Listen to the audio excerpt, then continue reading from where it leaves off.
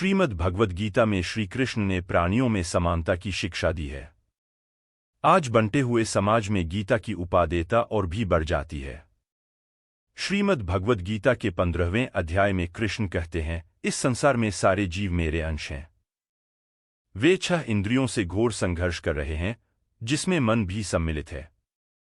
श्री कृष्ण इसे और स्पष्ट करते हैं, विनम्र पुरुष अपने वास्तविक ज्ञान के कारण सभी को समान दृष्टि से देखता है। अर्थात जब हम किसी भी भूखे की भूख मिटाते हैं तो भगवान की भूख मिटाते हैं। प्रत्येक प्राणी में ईश्वर है। फिर भेद कैसा? किसी भी जीव को प्रताड़ित करना, कष्ट देना ईश्वर को कष्ट पहुंचाना है। गीता में समानता का यह स्वर सभी जगह मिलता है। 6ठे अध्याय में भगवान श्री कृष्ण कहते हैं, जब मनुष्य निष्कपट हितैषियों, प्रिय मित्रों, तटस्थों, मध्यस्थों, ईर्ष्यालुओं, शत्रुओं तथा मित्रों को समान भाव से देखता है तो वह और भी उन्नत माना जाता है। स्पष्ट है कि हमारे सांसारिक संबंध कैसे भी हों, पर हमारे व्यवहार में समानता का भाव होना चाहिए। दुनिया में समानता का विचार आधुनिक काल की देन माना जाता है, किंतु भारत में श्रीमद्भगवद्गीता में समानता का विचार अद्भुत ढंग से प्रस्तुत हुआ है। हालांकि कोई धर्म आपस में भेदभाव के लिए प्रेरित नहीं करता, फिर भी आज पढ़े लिखे समाज में भी जाति भेद शिखर पर है।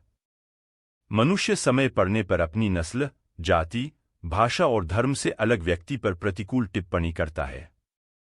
हिंदू मुस्लिम, ब्राह्मण शूद्र, शाकाहारी मांसाहारी, साधारण जाति अनुसूचित जाति, उच्च वर्ग निम्न वर्ग भाषाओं की अलग तनातनी है।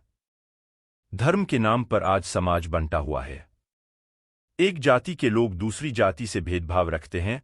उन्हें लगता है कि सिर्फ उनके धर्म, संप्रदाय, समाज का व्यक्ति ही उनका हित कर सकता है। यह सोच बिल्कुल गलत है और इसी विभेद का लाभ उठाया जाता है। बंटे हुए समाज को और बांटने का प्रबंध किया जाता है। धर्म को लेकर अक्सर लोगों में वाद विवाद होता रहता है। इसी का नतीजा है कि हम एक बार फिर से उस दोराहे पर खड़े हैं जहां देश में आध्यात्मिकता की एक लहर की अनिवार्यता महसूस होने लगी है। आध्यात्मिकता की लहर का मतलब है एकता की भावना। कुछ ऐसा हो कि हर कोई दूसरों से ऐक्य महसूस करने लगे। अध्यात्म के प्रभाव में ऐसा होना कोई मुश्किल नहीं है। स्वामी विवेकानंद ने कहा है, सभी धर्मों का गंतव्य स्थान एक है। जिस प्रकार विभिन्न मार्गों से बहती हुई नदियां समुद्र में जाकर गिरती हैं, उसी प्रकार सब मतमतांतर परमात्मा की ओर ले जाते हैं। मानव धर्म एक है, मानव जाति एक है।